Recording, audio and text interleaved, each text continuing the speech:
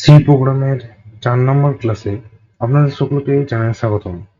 আজকের এই ক্লাসে আমরা শিখব যে কিভাবে সি প্রোগ্রামের সাহায্যে সেন্টিগ্রেডে ইনপুট করা আর কি টেম্পারেচারকে ফারেনহাইটে কিভাবে কনভার্ট করবেন। অর্থাৎ আমাদের প্রিন্টে যদি আসে এন্টার টেম্পারেচার ইন সেলসিয়াস, আপনি দিয়ে দিলেন ধরুন 0 দিলেন, তাহলে আমরা জানি যে 0 degree centigrade is equal two 32 degree Fahrenheit. তো সেটা আমাদের আউটপুটটা আসবে 32 ডিগ্রি ফারেনহাইট। অথবা আমাদের যে যদি আমরা ইনপুট করি 100 ডিগ্রি সেন্টিগ্রেড, তাহলে আর কি আমাদের আউটপুট আসবে 212 ডিগ্রি ফারেনহাইট। তো দেখি এটা করে আজকে যে আমরা কিভাবে কোডটা করবো আর কি, কিভাবে লিখবো কোডটা কিভাবে করবো, ঠিক আছে।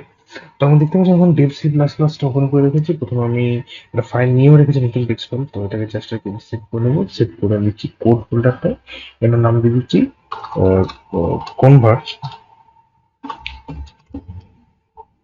Convert Celsius to Fahrenheit.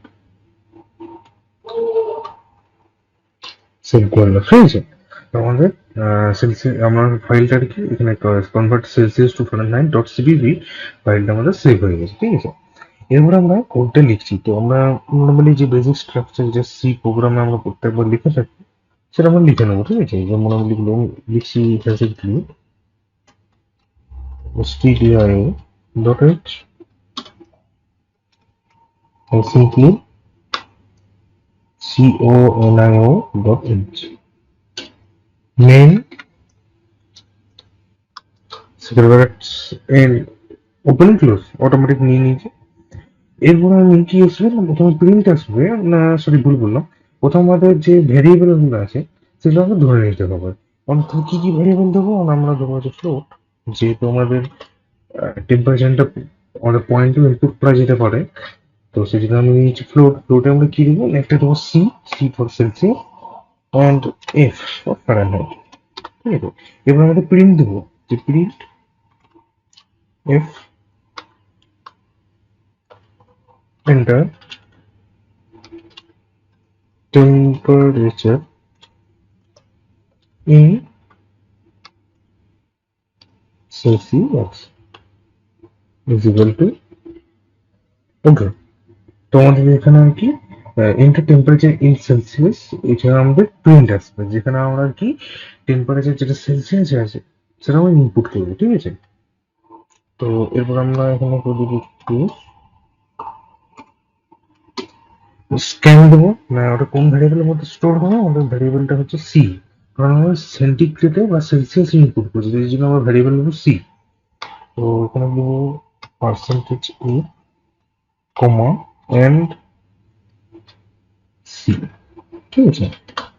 আমাদের সি ভেরিয়েবলের মধ্যে আর কি আমরা যে ইনপুটটা দেবো সেটা এখানে স্টোর হয়ে গেল, ঠিক আছে।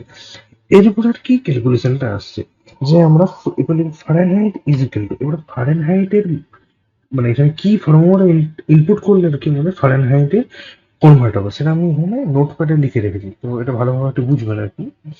তো প্রথমে আমরা লিখি সি, আমরা জানি সি বাই 5 সমান এফ মাইনাস 32/9। আমি এখানে ফার্স্ট ব্র্যাকেট দিয়েছি কারণ এটা হোল ডিভাইডেড বাই 9 হয়, এই জন্য আমি ফার্স্ট ব্র্যাকেট দিই, ঠিক আছে। তারপরের লাইনে আছে 9c is equal two 5f minus 160। এটা আমি কিভাবে করলাম, এটা ক্রস মাল্টিপ্লিকেশন করলাম। আমরা জানি ক্রস মাল্টিপ্লিকেশন কিভাবে করতে হয়, বাঁ দিকে এবং ডান দিকে আমরা ক্রস মাল্টিপ্লিকেশন করে নিলাম, ঠিক আছে। এবার আমরা 5f-টাকে আমরা বাঁ দিকে নিয়ে চলে আসবো, কারণ আমরা ফারেনহাইটের আর কি টেম্পারেচারটা বার করবো। দিয়ে আমাদের মানটা আসছে 5f is equal two 9c plus 160। তাহলে এবার যদি আমরা 5টাকে ডিভাইডেড বাই করে দিই তাহলে আমাদের এফ এর ভ্যালুটা চলে আসবে, তাহলে আমি সেটাই করেছি। কিন্তু অবশ্যই আর কি এটা ব্র্যাকেট দেবো, কারণ আমরা যেটা হোল ডিভাইডেড বাই করবো তার জন্য আমাদের এখানে ব্র্যাকেটটা দিতে হবে।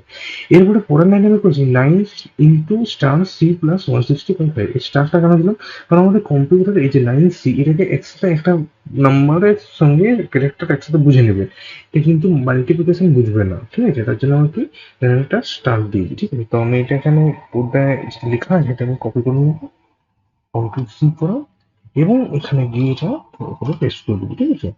পেস্ট হয়ে গেলে তো আমাদের এখানে যে ফর্মুলাটা আছে এটা চলে গেলো, ঠিক আছে, হয়ে গেল। এরপরে আমরা কি আসছে প্রিন্ট, আমাদের আসছে প্রিন্টে টেম্পারেচার ইন মানে নেয় ইজ ইকুয়ালস টু,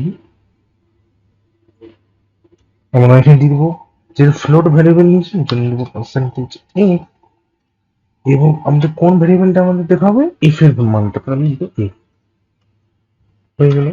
দিয়ে দেবো গেট সিএইচ then open close close, save করলাম। আর এবার কন্ট্রোল সি থেকে আমি সেভ করবো, সেটা তো সেভ করা আছে আমার অলরেডি। ওরা হচ্ছে কিবোর্ড থেকে F11 প্রেস করবো এবং এক্সিকিউটে গিয়ে কম্পাইলার রানে ক্লিক করে দিচ্ছি। তো আমাদের এখানে চলে এসেছে ইন্টার টেম্পারেচার সেলসিয়াস এবং জিরো, তাহলে আমাদের এখানে 32 চলে এলো, ঠিক আছে। এবার আমরা 100 ডিগ্রি সেন্টিগ্রেডের উপরে দেখছি, ঠিক আছে। আমরা এখন দিচ্ছি 100 ডিগ্রি, এখানে দিয়ে দিচ্ছি 100, আমাদের এখানে 212 আর কি চলে এলো। তাহলে আমাদের কোডটা আর কি প্রপারলি আর কি রান করছে আর কি, কোনো অসুবিধা হয় না, ঠিক আছে। এটাই ছিল আজকের ভিডিও, আশা করি আমাদের কোডটা বুঝতে পেরেছি। যদি কোনো কোয়ারি থাকে অবশ্যই আমাকে কমেন্টে জানাবেন। তো দেখা হচ্ছে নেক্সট কোনো একটা ক্লাসে সি প্রোগ্রামে। তো ভালো থাকুন, সুস্থ থাকুন।